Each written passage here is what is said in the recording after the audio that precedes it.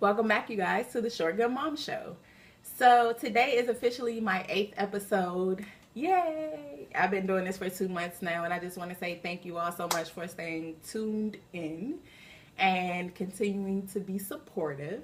And I know sometimes that I tend to ramble and I tend to kind of go off subject. Me and my producer, we feud about this all the time, so I just want to say thank you for putting up with that and continuing to watch. So today's episode is about the worst and the best moment that I had right after I delivered Cameron. You know, just those moments within those first few days or the first week.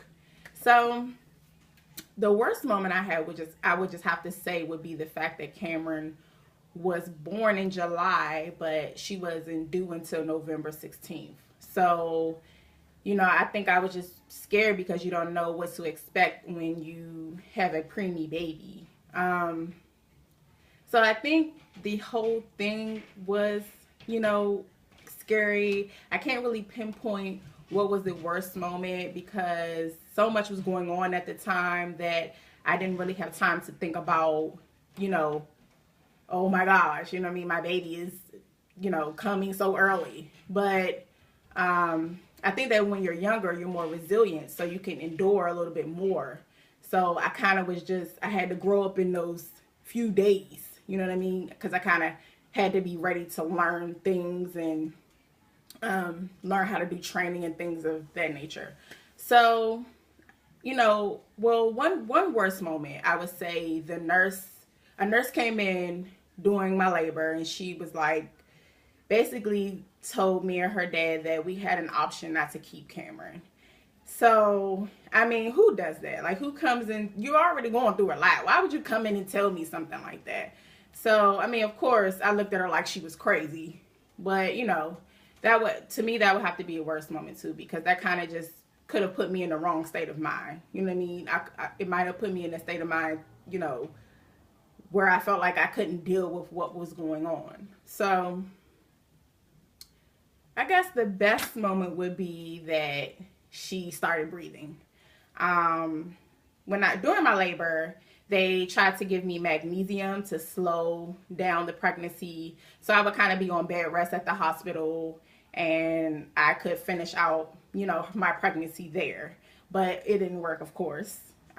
So during the midst of the 24 hours of labor, they gave me 2 steroid shots, which basically developed Cameron's lungs post haste. So when she first came out, she wasn't breathing. And I remember my mom was like, just relax. Because I was like freaking out. I'm like, oh my gosh, she's not breathing. She's not breathing. So finally, she started breathing. And that was like the best moment ever. Because, there are so many things that could have went wrong. And I was just ecstatic that she, that was it. Like, it was like they got her breathing. I saw her for a few minutes and they took her downstairs to the NICU.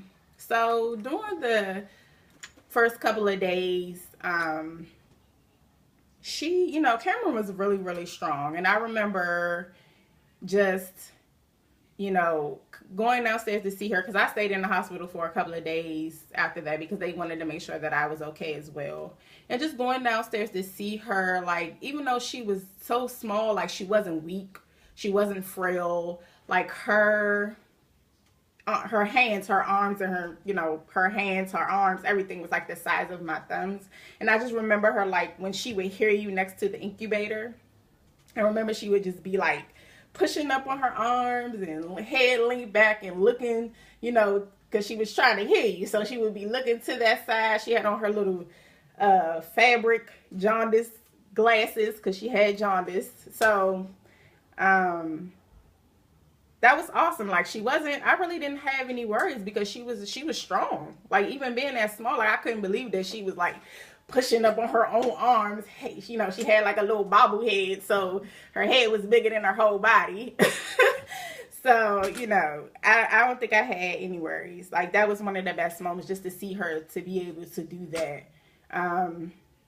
Another moment would have been like when she actually started crying. Like, you could lean down and listen to her cry through the incubator. And it was more like a whimper. It was like a and it was so cute. Like, it was so cute. That was like the best. I remember when I first heard it, I was like, I couldn't believe she started crying. Like, and I actually heard her. And let me think.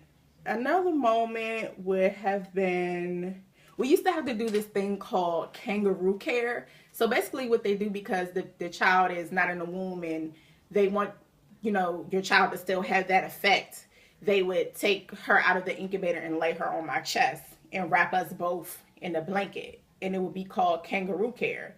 You know, you're so scared because you don't want to drop her, you don't want to move, you don't want to break. So I just used to sit there like this and just kind of like, you know, she had like a head full of hair. So I just would kind of like just, you know, let her know that I'm here and I love her. And I think that that was the best thing that they could have ever done, because she got to still feel me even though she wasn't, you know, in my belly. So I would have to say, like, those were like the best moments within that first week. Like, I said, I didn't really have time to get upset about anything. I just, you know, you got to go with the flow. I had to grow up really quick.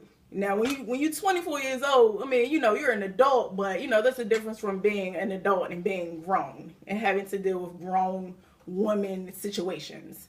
So that's about it. I love you guys, and I will see you next week. Have a good night. Bye.